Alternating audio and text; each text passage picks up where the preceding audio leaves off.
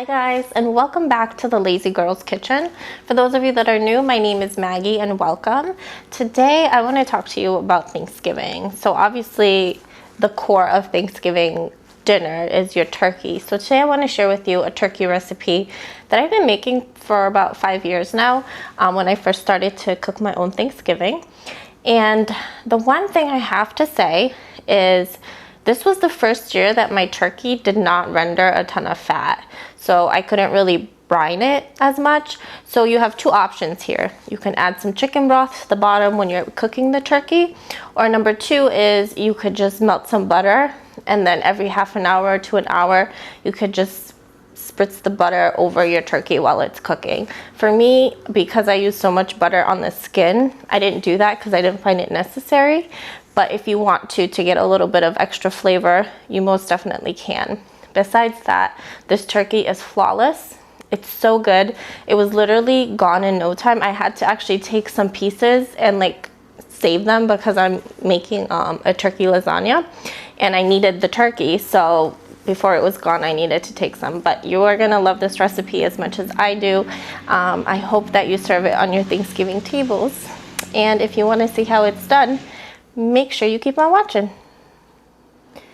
Alrighty, so to make this, you're obviously going to be needing your turkey, which is very, very important. Can't do without that. And here I have a mixture of onion, celery, carrots, lemon, and then I have a garlic bulb, like the entire bulb that I cut the top off of.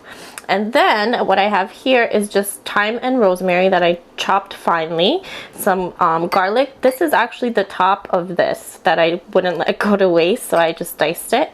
You're going to need some unsalted butter, some salt and pepper, which I couldn't fit on here. You're going to need some twine, and then you're going to preheat your oven to 350. You are also going to be needing a very big pan for your turkey. So the first thing I'm going to do is I'm going to lay a layer of my veggies, leaving out the garlic and the lemon, down on the bottom of my pan.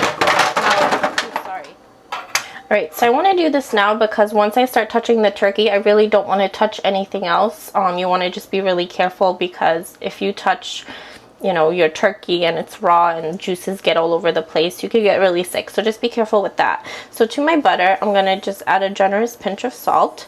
And I'm also going to salt my turkey later. And then black pepper. My rosemary and thyme. And of course, my garlic.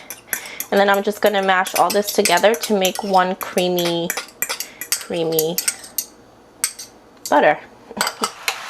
Alright, my turkey is in the pan. So what I'm going to do now is I'm going to add in the open lemons inside, my garlic, and then top it off with my open lemon again.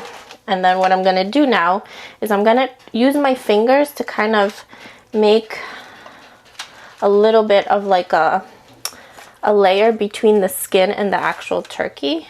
Just a little bit. And that's where we're going to stuff our butter mixture in. Just do that.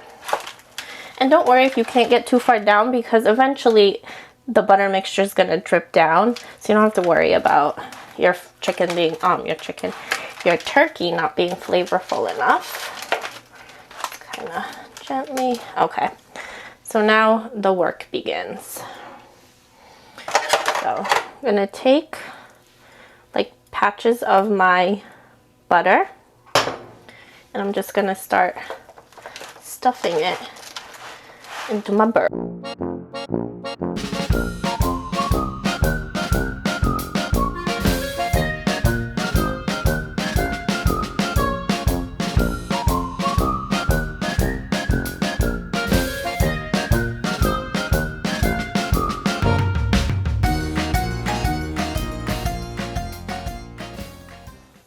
Okay, my turkey is buttered underneath, and then I put the rest over the top. And don't worry if you don't get the whole turkey. Like I said, once it starts to cook, the butter is going to drip all the way down. I washed my hands, and now what I want to do is I want to tie the turkey legs together so that everything stays inside. And I don't always do this, but I feel like because this is such a big bird, this is about 10.5 pounds, I want to do it so that everything kind of stays in and cooks beautifully. Just tie it up here. And then this trick I learned from Ina Garten to make sure it cooks evenly. You tuck the wings under your bird, just like so. Okay, so I did my best to tuck the wings under, but they keep flopping out. I'm just gonna leave it. I'm not gonna worry about that right now.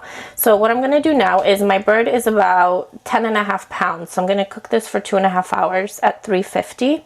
I'm gonna show you in about an hour what it looks like and the liquid that kind of forms, and we're gonna brine it, I guess is what it's called.